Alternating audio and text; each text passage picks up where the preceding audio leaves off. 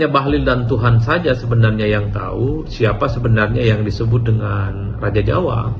Tapi kalau mau jujur, sebenarnya publik mendefinisikan Raja Jawa itu adalah konotasinya presiden terpilih atau presiden yang saat ini sedang berkuasa, karena mayoritas yang jadi presiden di negara ini adalah mereka yang berasal dari Jawa.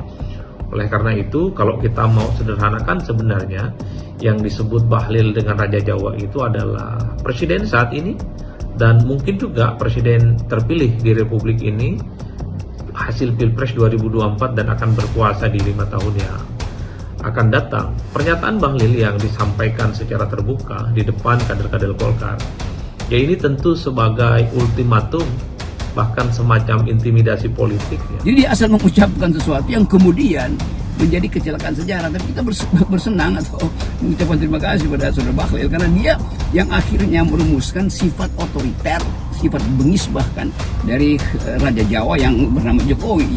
Banyak Raja Jawa yang mulia, yang punya kemampuan untuk membaca semangat zaman, membaca tanda-tanda zaman, dan Bahlil memang tidak paham bahwa negeri ini dirancang berdasarkan prinsip-prinsip kebudayaan yang bahkan udah kuno, tapi ada prinsip di dalamnya yang harusnya diucapkan oleh Bahlil, yaitu Raja Jawa yang bijak itu, sama seperti Sultan Hamengkubuwono IX.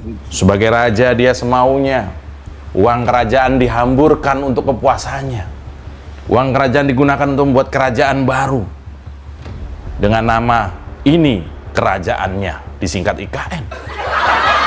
Dia memberi apa yang dia mau beri. Pagi dia membagi-bagi konsesi tambang kerajaan, malam dia menyebar aneka penghargaan. Siang dia keliling cari pinjaman, sore dia hambur-hamburkan dalam bentuk bansos dan aneka bingkisan. Senin dia keliling mencari dukungan, Selasa dia memecah belah partai ke kuning-kuningan. Bahlil punya Raja Jawa, rakyat punya Presiden Indonesia. Aroma politik berbau busuk sangat menyengat sirkulasi perebutan kekuasaan di daerah-daerah, khususnya di Jakarta, Jawa Barat, Jawa Tengah, Jawa Timur. Tak tanggung-tanggung korbannya menerkam Ketua Umum Golkar, Airlangga Hartarto, hingga lengser digantikan Bahlil Lahadalia.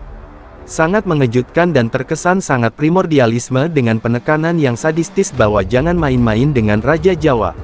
Meskipun tak menyebut nama tapi penelusuran secara politis 100% merujuk pada Presiden Joko Widodo. Miris, mengerikan sekaligus memprihatinkan. Jadi semakin dekat jelang purna tugasnya sebagai presiden, Jokowi tampak semakin meninggalkan jejak suram. Selain bagi rakyat, terkhusus bagi dirinya sendiri. Hal mana dikarenakan seorang Bahlil yang baru merebut posisi ketum Golkar secara kasar sampai berani memberi gelar atau sebutan karena didukung di belakang layar. Seakan duet dalang dan wayang, sutradara dan pemain utama. Jokowi akan semakin sulit membersihkan dirinya dari citra presiden pembuat gaduh dan perusak etika politik dan demokrasi Indonesia. Jokowi bahkan mungkin hanya dikenang sebagai presiden penghambur uang negara dalam banyak kebijakan serta cara membangun negara ini yang tidak terkontrol sebagaimana mestinya. Jauh dari sebutan Bapak Pembangunan. Selain Bahlil harus dipertanyakan siapa sosok Raja Jawa yang super berkuasa itu dan menjawabnya yang tentunya mengacu pada sebuah nama dan tak bisa dianggap seloroh belaka. Sebab ekses pernyataan itu memunculkan tudingan langsung kepada Jokowi. Bila Jokowi adalah Raja Jawa lantas siapa saja abdi dalamnya juga perlu diketahui dengan seksama. Sebab menjadi penting menilik adanya jaringan yang membuat kekuasaan Jokowi demikian vulgarnya sampai mampu mengintervensi sebuah partai besar secara seronok dan menempatkan Bahlilisme sebagai ketumnya. Sebutan Bahlilisme ini mengingat sepak terjang secara GM, menjadi, dirut, dilakukan dengan seni membuat politik kotor menjadi yang terkesan halal. Semoga cara Bahlilisme ini tidak berlanjut menjadi politik batilisme yang semakin merebak dalam pola sepak terjang elit politik Indonesia oleh oknum-oknum jenis Bahlilisme ini. Saatnya pergerakan reformasi jilid 2 dilakukan oleh semua elit politik, dengan melibatkan seluruh elemen rakyat secara tertib dan konsisten oleh pemerintahan baru yang akan datang untuk mengatasi politik Raja Jawa yang merusak persatuan NKRI bila dibiarkan.